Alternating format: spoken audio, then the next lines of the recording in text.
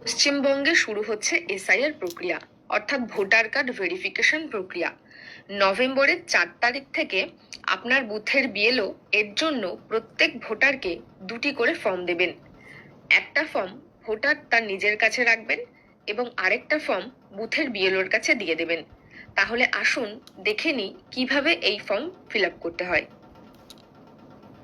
ফর্মটির উপরে লেখা থাকবে এনুমেরেশন ফর্ম, তার ঠিক নিচে লেখা থাকবে আপনার বুথের বিএলওর নাম ও তার ফোন নম্বর।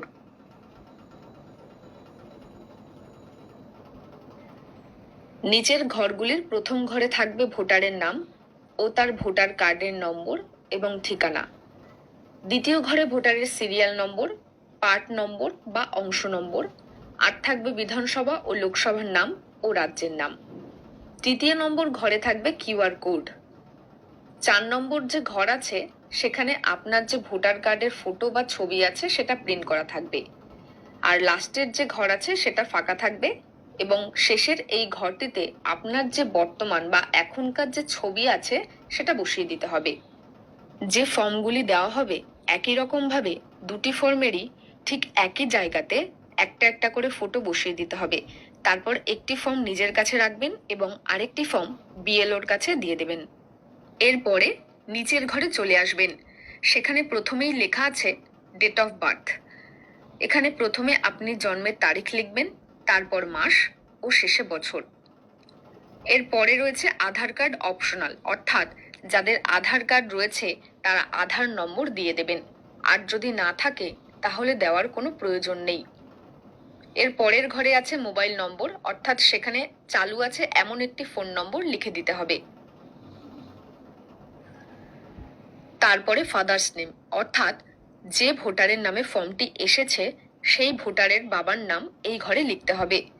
আর যারা বিবাহিত মহিলা তারা এখানে তাদের শ্বশুরের নাম লিখবে না, তাদের নিজের যিনি বাবা তার নাম লিখতে হবে। এরপর বাবার ভোটার কার্ড যদি থাকে সেই ভোটার কার্ডের এপিক নম্বর লিখে দিতে হবে, আর যদি না থাকে তাহলে কিছু লেখার প্রয়োজন নেই। তারপর মায়ের নাম ইংরেজিতে বড় হাতের অক্ষরে লিখতে হবে, মায়ের ভোটার কার্ডের নম্বর দিয়ে দিতে হবে, আর যদি না থাকে তাহলে দেওয়ার দরকার নেই। তারপরে রয়েছে স্পাউস নেম, অর্থাৎ যা কিনা স্বামী এবং স্ত্রী দুজনকেই বোঝায়। যদি কোনো পুরুষ এই ফর্মটি ফিল আপ করে থাকেন তাহলে তার স্পাউস মানে তার স্ত্রীকে বোঝাবে, আর যদি তিনি বিবাহিত হয়ে থাকেন তাহলে এই ঘরে তিনি তার স্ত্রীর নাম লিখবেন ও তার স্ত্রীর ভোটার কার্ডের নম্বর দিয়ে দেবেন। পাশাপাশি যদি এই ফর্মটি কোনো বিবাহিত মহিলা ফিল আপ করেন তিনি তার স্বামীর নাম লিখবেন আর ভোটার নম্বর দিয়ে দেবেন, আর যারা বিবাহিত নন তারা এই ঘর দুটো সম্পূর্ণ ফাঁকা রাখবেন।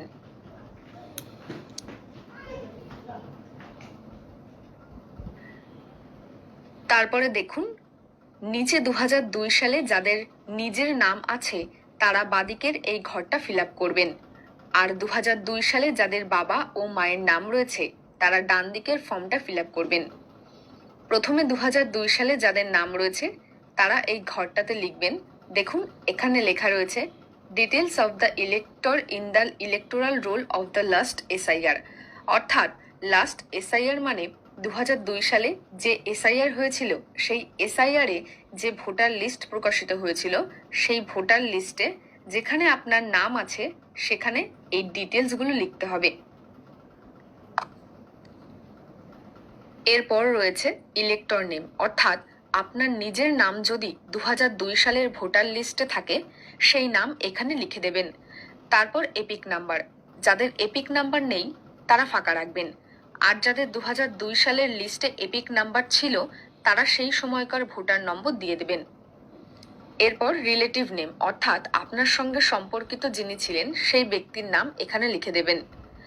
এরপরে তার সঙ্গে আপনার কি সম্পর্ক ছিল সেটা লিখবেন।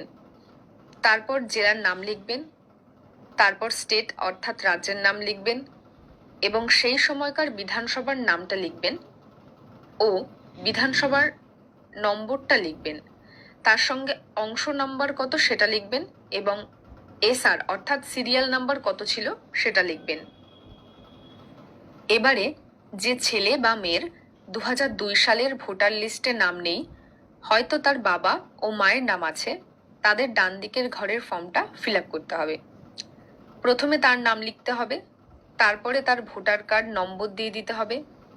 এরপর তার সঙ্গে সম্পর্কিত যিনি 2002 সালের লিস্টে থাকবেন তার নাম লিখে দিতে হবে এবং তার সঙ্গে কি সম্পর্ক সেটাও উল্লেখ করতে হবে। তারপরে জেলার নাম লিখতে হবে, রাজ্যের নাম লিখতে হবে, বিধানসভার নাম লিখতে হবে। আর নিচে বিধানসভার সংখ্যা, পার্ট নাম্বার লিখতে হবে আর সিরিয়াল নাম্বার।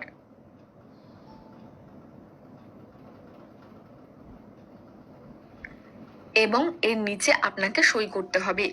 আর যারা সই করতে পারবেন না তারা বাঁ হাতের বুড়ো আঙুলের টিপ ছাপ দেবেন এবং নিচে আপনার বুথের যিনি বিএলও তাকে সই করতে হবে। এই দুটো ফর্মেই বিএলও সই করবেন। একটি ফর্ম তিনি নিয়ে যাবেন এবং আরেকটি ফর্ম আপনার কাছে থাকবে।